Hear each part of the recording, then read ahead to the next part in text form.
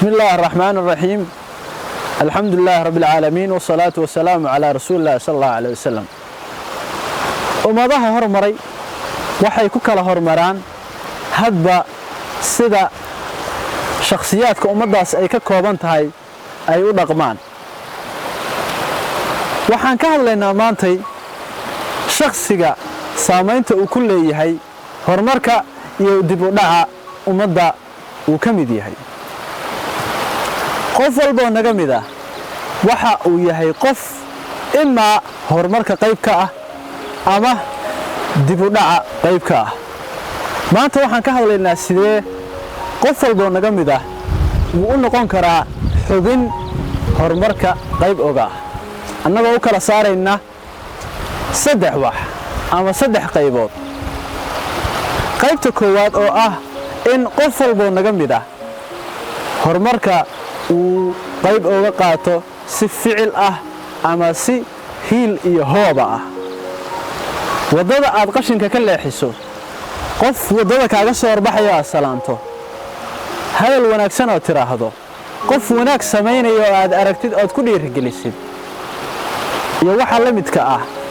ama qof dhib samaynayo oo kale tiraahdo wadada qashinka ka daa, qofkaas ha dhibin, ilaahay ka cabso, hadal wanaagsan oo qofka dhibta ka celinaya oo aad tiraahdid.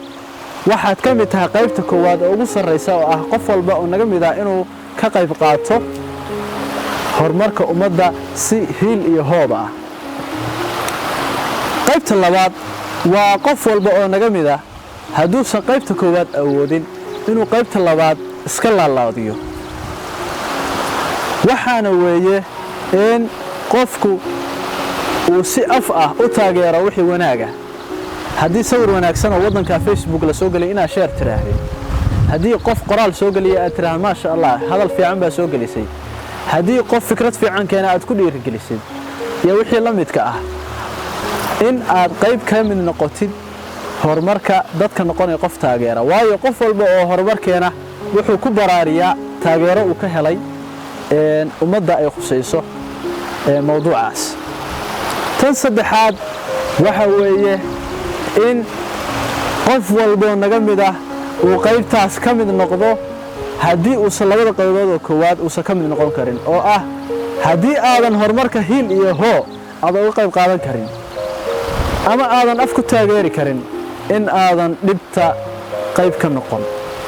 qof walba naga mid ah waa inuu afkiisa iyo adinkiisa uusan ummadda ku dhibin, wadada uusan qashin ku tuurin, hadal xun uusan qof ku dhihin, dadaalay uusan niyad jabin. waxaan hore loo soo sameeyay waa lagu daalay, ha iswareerinin iyo wixii la mid